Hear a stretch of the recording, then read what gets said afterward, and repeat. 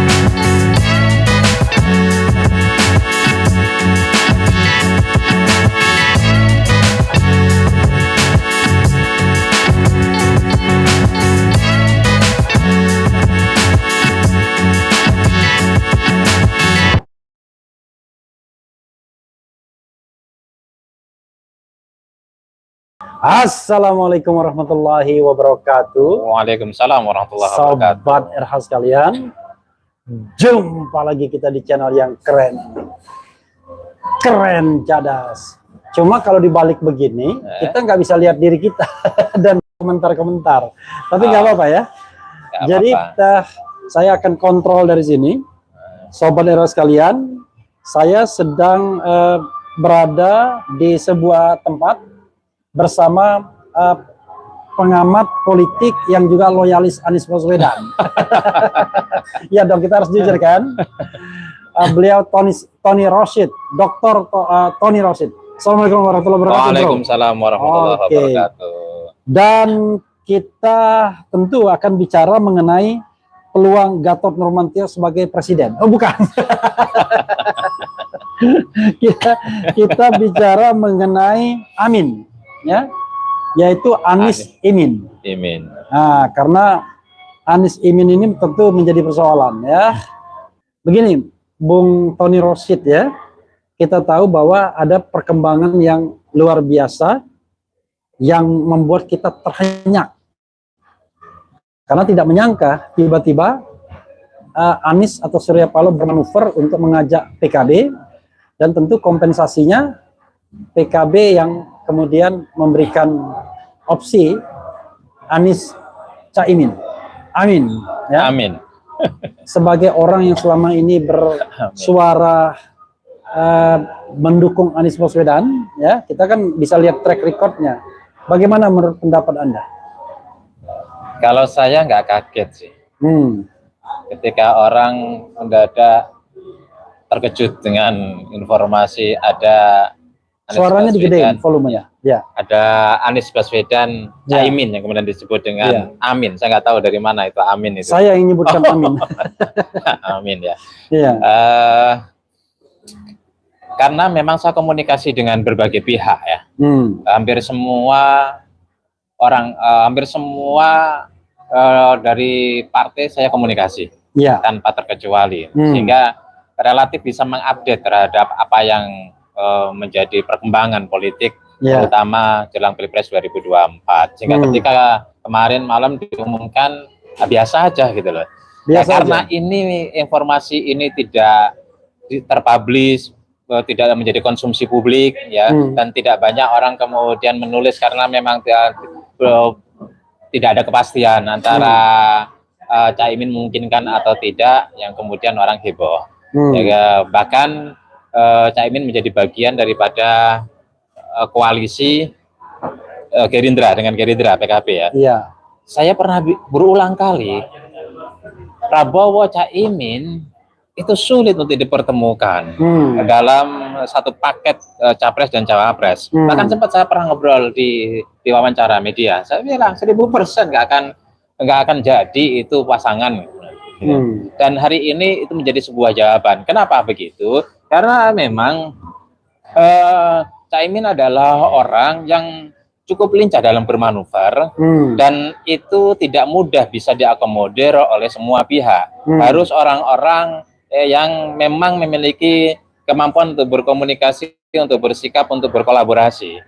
Kalau tidak, kewalahan atas Caimin.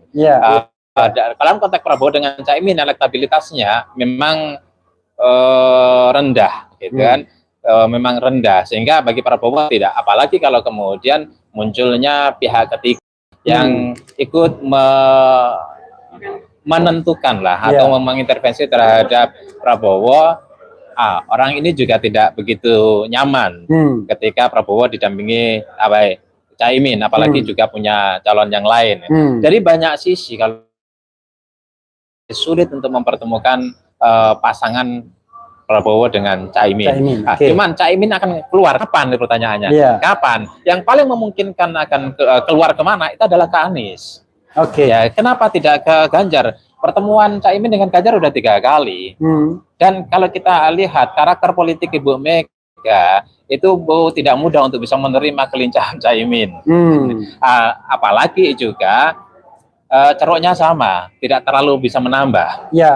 Asal catatan bahwa mayoritas NU ternyata pemilih PDI Perjuangan. Makanya tidak menambah elektabilitas bagi Ganjar Pranowo kalau kemudian Caimin itu dipasangkan. Jadi dari semua sisi memang agak sulit untuk menyandingkan Caimin itu ke Ganjar, Caimin ke Prabowo. Sementara Caimin sendiri itu memiliki ekspektasi yang sangat tinggi untuk menjadi cawapres. Kenapa Caimin sama Prabowo akan sulit? Kan ceruk pasar mereka berbeda. Tidak selalu berbeda, ada irisan, tapi Caimin itu kecil, gitu kan? Ya, untuk sementara memang Prabowo karena sudah bergabung kepada istana, bergabung dengan pemerintahan sekarang, itu akan menjadi ceruk yang sama. Nah, percuma juga kalau kemudian dipasangkan. Dan berbagai survei membuktikan memang kecil. Sementara Anies bukan Caiminnya, tetapi Anies ingin membongkar sebuah tembok yang menghalangi Anies dengan stigma-stigma negatif. Itu yang kemudian membuka pintu, ya, sehingga Anies bisa masuk untuk mengambil elektabilitinya. Itu sehingga dua-duanya ini seperti simbiosis mutualisme, saling membutuhkan. Caimin itu terakomodir cawapresnya, Anies butuh cawapres yang model Caimin untuk membuka tembok sehingga ada pintu masuk meningkatkan elektabilitinya, di mana Anies di Jawa Barat, Jawa Timur. Intinya Anies tidak disudutkan di sudut kanan saja ya dengan adanya Caimin. Keberhasilan negatif campaign terhadap, malah bukan hanya negatif campaign, black campaign terhadap Anies di Jawa Tengah dan Jawa Timur itu luar biasa dahsyat. Maka Anies butuh sosok yang bisa menghapus itu. Dari mana? Ya, satu-satunya itu adalah tokoh NU yang memiliki pengaruh, apalagi Caimin ada bonus lagi dengan adanya Caimin punya mesin politik, sehingga ketika Nasdem dengan Caimin dengan PKB itu cukup. Dan PKS tidak akan pernah kemana-mana. Nah, kita lihat sekedar catatan, Nasdem itu 59 kursi, PKB 58, jadi 117 itu cukup. Cukup. Nah, itu yang situasi, maka saling menguntungkan antara Anies butuh tokoh seperti Caimin butuh untuk landing sebagai seorang cawapres. Intinya adalah stigma intoleran, kanan, garis keras, radikal, ini cukup mengganggu Anies sebenarnya. Bukan cukup, sangat mengganggu. Dan bisa dilihat dari akseptabilitas Jawa Tengah, Jawa Timur terhadap Anies, yang kemudian itu sangat menghambat betul terhadap proses pertumbuhan elektabilitas Anies. Sehingga saya mendengar dari timnya Anies itu, udahlah Jawa Tengah, Jawa Timur itu dikorbankan di putaran pertama, dikejar yang lain. Ini satu contoh, gitu kan? Kenapa? Itu menandakan betapa sesungguhnya memang berat untuk menghadapi Jawa Tengah, Jawa Timur. Kondisi seperti ini dimanfaatkan oleh Caimin untuk masuk ketika Caimin memang tidak mendapatkan tempat di yang lain. Tapi persoalannya gini, saya mau sekritis mungkin ya, mewakili dalam tanda kutip kegalauan Demokrat. pertama kita bicara mengenai elektabilitas tentu. Iya. Siapapun yang dipasangkan ke Anies kan harus mampu memberikan efek positif bagi penambahan suara Anies Baswedan. Kita tahu bahwa kalau kita lihat survei, calon wakil presiden itu selalu lebih moncer AHY ketimbang Caimin. PKB boleh lebih besar, 7% misalnya, tetapi justru elektabilitas Caimin itu nggak nyampe 1%. Bagaimana pendapat Tony? Ya, jadi begini, survei personal dengan survei pasangan beda. Itu yang harus dipahami. Jadi survei personal AHY tinggi. Apakah kemudian kalau dipasangkan dengan si A misalnya, kemudian dia menambah atau tidak? Jangan-jangan ceruknya itu sama. Jadi pasangkan sama capres A, Anies misalnya. Kalau ceruknya Anies sama dengan AHY, kan nggak menambah apa-apa. Meskipun secara personal, ya, bahwa AHY itu tinggi. Tetapi Caimin misalnya, gitu kan, ketika Caimin itu secara personal kecil, tapi ketika Caimin itu dipasangkan, Caimin bisa membongkar tembok yang selama ini menutupi Anies. Bukan karena faktor elektabilitas Caiminnya, tetapi faktor runtuhnya tembok yang selama ini menghalangi Anies. Begitu tembok, air bah masuk. Elektabilitas naik. I see. Itu gitu. Secara pandangnya. Ya, itu nanti bisa dibuktikan. Saya ingin mengatakan bahwa masuknya Caimin ini menurut dia sangat positif. Ini keberkahan buat Anies. Ya, bukan buat Anies. Ya? Bukan. Kalau kemudian misalnya ada yang tidak terima, wajar lah. Ini kan bagian daripada dinamika. Di situ nanti ada komunikasi. Kita lihat grup-grup WA, ya kan? Grup-grup WA yang kecewa terhadap Caimin pada keluar. Terus kemudian ada yang kemudian menghujat. Terus ada yang berafiliasi ke Demokrat atau orang yang suka kepada AHY, pada akhirnya menyesalkan dan sebagainya. Tapi kalau saya orang Jawa Tengah, gitu kan, berkomunikasi orang NU, berkomunikasi intens dengan teman-teman dan komunitas Jawa Tengah maupun Jawa Timur. Ya, saya juga berteman dekat dengan para gus-gus, para kiai-kiai di sana. Betapa sesungguhnya untuk menawarkan nama Anies di sana luar biasa berat. Dan ini menjadi keluhan saya lihat ketika teman-teman, ada beberapa teman atau banyak teman yang mendukung Anies, itu selalu berharap Anies itu harus dengan NU, Anies dengan NU. Karena kalau enggak sulit untuk memberikan tawaran. Daya tawar Anies itu sangat rendah. Dari sini orang Jawa Tengah dan orang Jawa Timur merasakan betul itu. Dan ini tidak dirasakan banyak kecuali ahli survei ya, kemudian orang membuat data ya. Jadi sebenarnya Caimin ini bukan liability, bukan beban. Bukan. Caimin bukan beban. Menurut saya malah justru keberkahan. Kalau kita hitung Jawa Tengah dan Jawa Timur itu kan pemilihnya jauh lebih besar daripada tempat-tempat yang lain. Misalnya Jawa Tengah itu pemilihnya adalah sekitar 27 juta. Jawa Timur itu sekitar 30 juta. PKB di Jawa Timur itu besar. Dan kiai-kiai, apalagi ada ulama Nusantara ya, yang punya PKB itu memang mendorong kalau Caimin jadi capres kita kerja. Kalau Caimin tidak capres kita nggak kerja. Pengaruh ulama ini khususnya di Jawa Timur dan sebagian Jawa Tengah itu cukup besar. Tapi ada orang yang mengatakan pada tahun 2004, Megawati menggandeng Hasyim Muzadi dan head to head dengan SBY yang cuma cuma disokong oleh NU tidak bulat, NU biasa lah. Ya kasusnya lain. Ini soal isu. Dulu tidak pernah ada isu dan kemudian membelah belah pihak. Ya. Ini kan persoalannya adalah masyarakat yang terbelah, kemudian isu begitu kuat memberikan pengaruh terhadap pilihan dari para pemilih, dari masyarakat itu beda. Kalau seringkali orang membandingkan dulu ada Gus Solah, ya nggak signifikan. Dulu ada Hasyim Muzadi, nggak signifikan. Kita harus melihat situasi politik dan dinamika politik jauh. Dulu tidak ada isu keterbelahan, tidak ada kanan kiri, gitu kan? Maka mengandalkan kiri. Sekarang Titro Anies itu bukan karena ketokohan Caimin, tetapi dengan hadirnya Caimin meruntuhkan tembok stigma negatif terhadap Anies. Jadi kalau kita lihat secara substantif, memang kehadiran Caimin ini memang dibutuhkan, diperlukan. dibutuhkan terutama dan untuk diperlukan menjebol tembok tersebut. untuk menjebol tembok. Kalau enggak, Anies mungkin tidak akan mau menerima atau Tapi Surya Paloh persoalannya adalah mengapa Surya Paloh tidak melibatkan partai-partai lain untuk membicarakan ini, tapi mengambil keputusan secara sepihak. Begitu? Ya, banyak orang kemudian menyayangkan kenapa tidak komunikasi dulu, dia ajaklah tim 8, gitu kan, terus kemudian diputuskan. Surya Paloh adalah seorang politisi yang matang, banyak. Dia tahu situasi tim 8, dia tahu bagaimana komunikasi antar 3 partai. Cenderung kita lihat di beberapa peristiwa perang di media lah maksudnya ya, antara Nasdem dengan Demokrat saling sindir.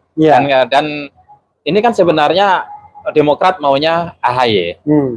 Apapun ceritanya lah, meskipun di publik ya dibungkus macam-macam, itu terserah Anies sebagai capres untuk memilih, tidaklah, gitu kan. Mereka punya agenda masing-masing dan itu wajar, itu biasa, gitu, biasa. Dan agenda setting masing-masing ini akan terbongkar dari panggung belakang ke panggung depan ketika ada satu peristiwa menjadi triggernya. Dan Caimin menjadi triggernya, kemudian marah sampai spanduk ini, kemudian itu menunjukkan betapa secara substansial bahwa AHY itu harga mati. Kalau tidak harga mati, mereka akan kemudian melakukan kemarahan. Soal komunikasi politik yang dilakukan oleh AHY dengan PDIP kan biasa yang terjadi. Kemudian dilakukan dengan kelompok Prabowo, itu kan hal yang biasa. Dengan Ganjar itu yang biasa. Tapi kemudian ketika komunikasi politik dilakukan oleh Nasdem dengan ini, kok kemudian menjadi berarti ada hal yang substantif yang itu sesungguhnya mempengaruhi dari konstelasi 3 partai di dalam koalisi. Surya Paloh artinya begini, maksud saya kan dengan kehadiran PKB, Surya Paloh sebenarnya kan pede, karena berdua saja cukup. Kalau dulu ketika dia menyodorkan Yeni Wahid lah, Khofifah lah dari Nasdem, mereka nggak percaya diri karena begitu ada ancaman Demokrat menarik diri, maka tidak mencapai 20% threshold. Sekarang sangat percaya diri. Tapi kenapa di balik kepercayaan diri tersebut, kenapa dia nggak ngajak ngomong gitu untuk menjaga kohesivitas koalisi? Toh kalau seandainya mentok, ya sudah, kalau mentok ya kita ambil jalan sendiri-sendiri, kan begitu? Setahu saya, saya dapat informasi itu waktunya sangat sebentar, spontan, gitu kan. Meskipun proses dari awalnya itu berbulan-bulan, gitu kan. Nah, kemudian momentum itu langsung diaktif. Kalau kemudian komunikasi misalnya dengan partai, diskusi lagi, kemudian terpublish, gitu kan, maka akan ada begitu banyak manuver baik di internal KPP maupun dari eksternal KPP untuk melakukan sebuah manuver bagaimana menggagalkan ini. Ya, daripada kemudian digagalkan, diskusi lagi, bingung nanti nyari tiketnya seperti apa, maka putuskan toh dengan 2 orang itu. Jadi saya pikir Surya Paloh itu tahu PKS tidak akan kemana-mana. Apapun ceritanya pasti akan mendukung. Apalagi PKS juga diuntungkan. Dari mana diuntungkan? PKS itu juga distigma intoleran, kanan, Wahabi. Tapi ketika saya sering kali mengatakan begini, ketika PKB masuk, stigma itu hilang. Maka stigma terhadap PKS itu akan hilang terkait dengan Islam kanan, Islam ekstrim, Islam yang mengkhawatirkan ketika bergandeng dengan PKB. Mau pilkada, mau pilpres, buktinya ketika ada pilgub di Jawa Tengah, hilang, nggak ada stigma. Tapi ketika itu berpisah atau bersaing, seringkali ada stigma. Maka dalam konteks ini PKS menjadi leluasa untuk juga ikut membranding dirinya sebagai partai. Ya, kita ketahui bahwa PKS kan sempat juga sebenarnya mempropos PKB untuk diajak berkoalisi kan? Oh iya. Di awal-awal kan? Dan PKS walaupun itu memang kalau PKB dan PKS nggak cukup, tetap nggak cukup. Jadi PKS itu juga melakukan komunikasi politik kepada orang-orang NU dan juga orang-orang PKB, tetapi tidak mudah ternyata. Ketika ini terjadi, maka PKS juga mendapatkan anugerah. Iya. Itu maka tidak akan lama PKS ketika ini setuju, sangat setuju, langsung membuat sebuah pernyataan. Bungkusannya adalah kami konsisten bahwa soal capres diserahkan kepada capres. Selesai. Demokrat saya pikir ini akan jauh lebih menguntungkan karena mereka bertahan. Kenapa? dia bisa menaikkan daya tawar kepada koalisi. Oke, tidak capres, tapi tetap konsisten di sini. Tetapi ya, ayo kita bicara tentang ke depan, peran apa yang diberikan kepada masing-masing. Let's say, ya. Dulu Anda pun mengatakan, ya, Anies akan menang. Ya. Ingat kan kata-kata Anda kan? Tanpa ada faktor imin dan lain sebagainya seperti ini. Tapi kalau ada kesan sekarang Anda mengatakan kalau nggak ada faktor imin ini susah. Enggak. Saya tidak pernah mengatakan kalah, tidak pernah mengatakan pesimis. Saya bahkan menulis gitu loh. Dicapreskan Anies dapat tiket gitu kan. Anies menang, kalau nggak dapat nggak maju kan gitu. Saya tetap konsisten gitu loh. Bukan berarti dengan AHY kalah, tidak. Ya. Tetapi memang tingkat optimisme itu kan ada gridnya, gitu kan. Artinya kalau dengan ini potensinya lebih besar, kalau ini setengah besar, gitu kan. Peluangnya artinya kalau ini dengan Imin lebih besar. Let's say misalnya misal ini, the worst scenario, Ganjar tiba-tiba ambil AHY, gimana menurut Anda? Ganjar ambil AHY, satu kemungkinan itu kecil. Kalau seandainya pun itu diambil, tidak begitu banyak juga mensuplai terhadap elektabilitas terhadap Ganjar. Tetap hitung-hitungannya, Anies kan persoalannya hanya stigma di Jawa Barat relatif besar, di Jakarta besar, di Banten besar. Begitu juga Anies di Sumatera, di Kalimantan, di Sulawesi Selatan, Sulawesi Tengah besar. Gitu loh. Tinggal persoalannya Anies adalah di Jawa Tengah dan Jawa Timur. Kalau itu jadi Anda mengatakan soal Anies ini bukan soal yang lainnya, bukan soal kapasitas, kapabilitas, tapi soal stigmatisasi yang kadang-kadang hantu di dalam politik ya. Iya, jadi di dalam politik kan pemilih rasional itu kan paling 15% itu saya nggak yakin sampai 15%. Kalau kemudian kita lihat orang berpendidikan tinggi itu kan cuma 6% kan, S1 sama D3 itu. Terus kemudian masyarakat itu preferensi sosiologisnya, aku NU, aku Muhammadiyah, aku Al-Wasliyah, aku HMI, aku PMI, itu juga besar. Orang memilih berdasarkan faktor sosiologis, Jawa, non-Jawa. Begitu juga orang memilih berdasarkan preferensi psikologis, gitu kan. Kalau sudah nggak suka, susah.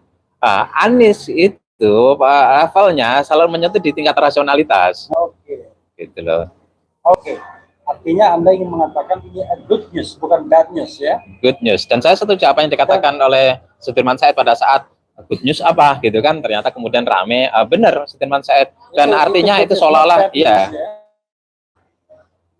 Menurut Anda, kalau Anda menjadi AHY atau SBY lah yang menentukan, apa yang akan Anda lakukan? Saya akan tetap di Anies.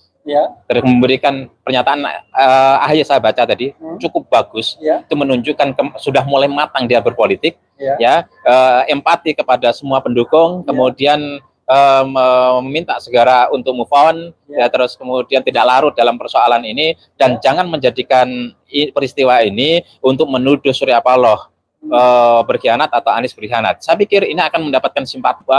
Menurut saya AHY kalau mempertahankan begini terus, dia akan semakin matang di dalam berpolitik. Artinya dia harus bisa memanfaatkan ini untuk menarik simpati. Iya, untuk menarik simpati. Karena kalau dia keluar, hancur. Kalau dia stay, bisa jadi naik demokrasi.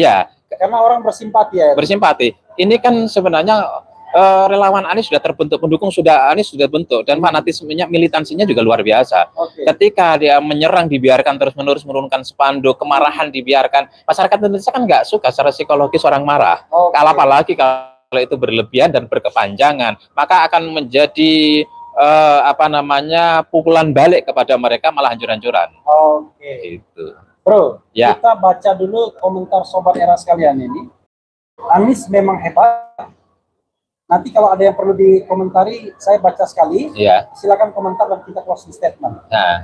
Kalau cuma menang di 3 provinsi, apakah bisa mewakili Indonesia? Nggak penting mewakili, yang penting menang dulu. Mewakili itu adalah kebijakan ya. Baru masuk tahu-tahu cawapres, ya kan? Ya orang mengatakan, baru masuk koalisi langsung cawapres. Ya itulah yang namanya bargaining position ya. You take it or leave it ya. Anies AHY saja. Kemudian koalisi KIB dan KKR bubar aja, partainya nggak ada yang ikut baper dan menyerang capres. Tapi kenapa kok AHY baper? Apalagi ini ya. Saya agak susah juga nih membacanya karena bergerak terus ya.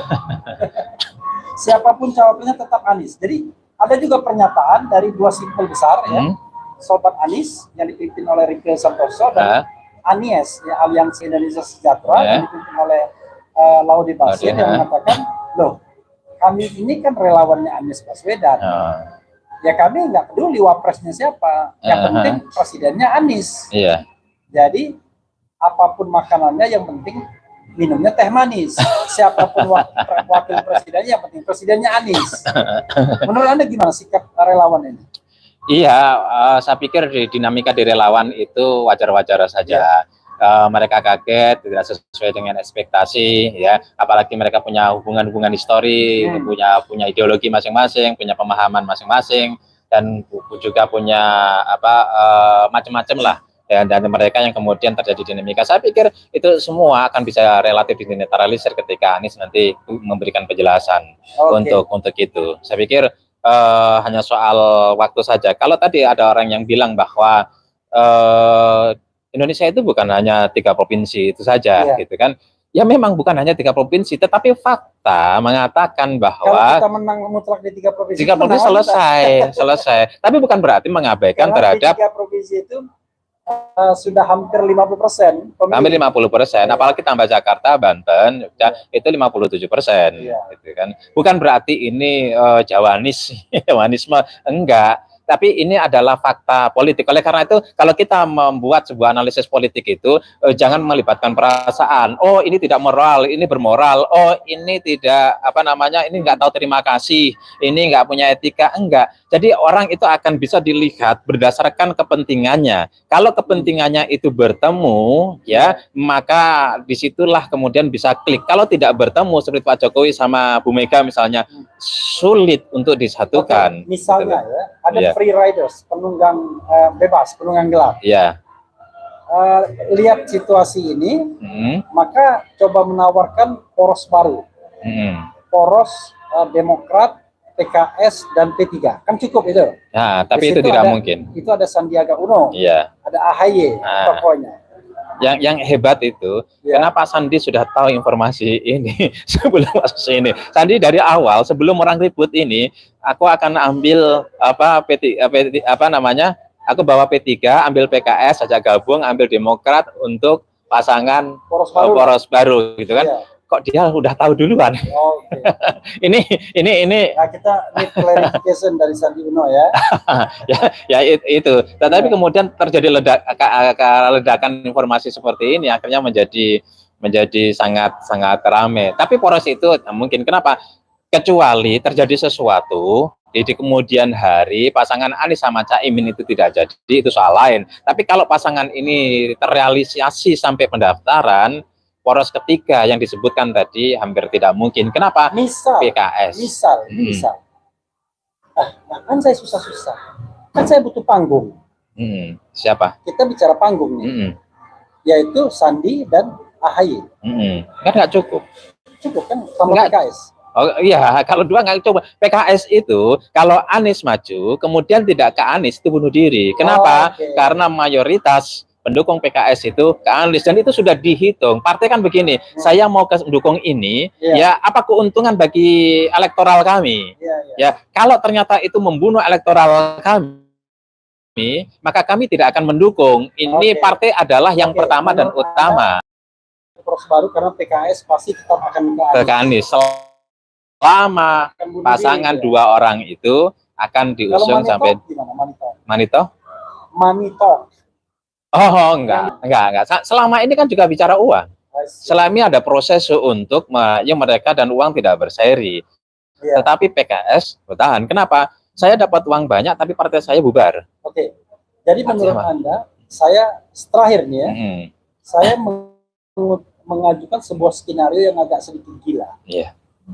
Menurut Anda, tapi ada latar belakangnya. Mungkin nggak Anies puan, tapi begini latar belakangnya. Ada survei yang mengatakan bahwa ini sebelum ada Imin kan, kalau Ganjar head to head sama Prabowo kalah Ganjar, Megawati sudah tahu dong, kalaupun dia misalnya masuk ke putaran kedua bakal kalah sama Prabowo. Atau kalau dia berhadapan sama Anies, bisa jadi kalah juga Ganjar. Dan dia nggak dapat apa-apa sementara Megawati sama Jokowi lagi begini. Seandainya nih skenario Jokowi tetap di Prabowo. Lalu datanglah Surya Paloh ke Puan Maharani, karena mau datang. Mbak Puan, daripada you majukan Ganjar, lebih baik you sendiri yang maju sebagai wakilnya Anies. Toh sekarang mau cair, ya kan? Misal. Lalu ya udah kita gempur sama-sama Prabowo Jokowi itu. Toh nanti Prabowo juga kalau nggak ngambil Erick Thohir, ngambil Gibran, kan begitu? Kalau Ganjar dia kan nggak akan berani Ganjar nyebrang. Tanpa PDIP Ganjar bukan siapa-siapa. Sementara kalau dengan Jokowi Ganjar siapa-siapa, cuma kan sudah terwadai di Prabowo. Mungkin nggak skenario. Jadi head to headnya Anies Puan versus Prabowo Gibran. Mungkin kalau ada dua syarat. Syarat yang pertama bahwa Caimin exit dari Anies. Exit di dalam pengertian belum tanda tangan pengusungan, berarti kan masih bisa exit. Kalau sudah tanda tangan pengusungan, sudah tanda tangan pengusungan kan nggak bisa exit karena sudah kepegang. Sebenarnya kalau tanda tangan sih bisa diambil, tarik lagi asal belum didaftarkan. Bisa ditarik lagi ya. Kalau sudah daftar, nah itu baru nggak bisa ditarik lagi. Ya, itu exit kalau syarat pertama. Syarat kedua ada masalah dengan salah satunya. Sekarang masih bisa ditarik karena belum pendaftaran. Ya, yang kedua adalah ada masalah dari dua belah pihak. Apakah Anies, apakah Caimin? Kita harus fair ya. Caimin. Kalau ada masalah kemudian mereka tidak bisa berdua, nah itu baru bisa untuk ke Puan. Tapi kalau ini tidak ada masalah, kalau ini misal ya, ini sebuah strategi untuk membuat cairan. Jadi kita cuma head to head saja lawan Prabowo. Jadi menjadikan Prabowo sebagai the common enemy kan gini. Kepentingannya kan sama. Anies mengalahkan Prabowo, Megawati mengalahkan Prabowo. Tetapi ketika Megawati jagonya berhadapan sama Prabowo diperkirakan kalah. Tapi Anies mungkin jauh lebih punya kans untuk menang asal dia didukung oleh kelompok tadi. Kelompok yang bisa membuat bentengnya diruntuhkan tadi. Gimana? Iya, tadi kan ada dua syarat.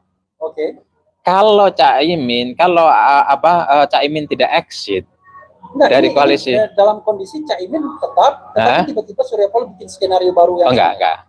Saya pikir enggak. Itu ada orang gini loh, ada orang itu merubah sebuah skenario, dihitung resikonya. Ketika resiko itu begitu besar, resiko bagi partainya, resiko bagi calonnya, maka orang tidak akan melakukan itu. Jadi kita jangan membuat sebuah analisis yang bebas, tetapi harus berpijak kepada sebuah kalkulasi fakta politik dan kalkulasinya. Gitu. Ya. Sekarang pertanyaannya adalah terakhir. Menurut Anda siapa yang akan maju sebagai pasangan di Pilpres ke depan? Dugaan saya ini baru dengan Amin, kemudian Prabowo dengan Erick Thohir, terus kemudian si Ganjar dengan siapa ini yang enggak sulit? Anda sebut dulu dong. Enggak, memang sulit. Namanya guess kan, nggak apa-apa. Kan ada beberapa dan memang misalnya, kalau dengan Sandiano sepertinya enggak. Agak sulit dengan Sandi ada elektabilitas juga sebagai wapres. Betul. Gimana sulitnya? Sandi ada irisan dengan ada irisan dengan Pak Jokowi yang itu membuat Ibu Mega agak sulit. Maka ini satu lihat. Iya. Sandi ketika ditawarkan oleh Arsul Sani bilang gitu loh. Arsul Sani, maaf. Arsul Sani bilang kalau wakil kami SSU tidak diambil menjadi cawapresnya Ganjar, maka kita perlu diskusi lagi kan gitu, perlu evaluasi. Dia di Komisi 3, besoknya nggak pakai lama, besoknya langsung dipindah di Komisi 2.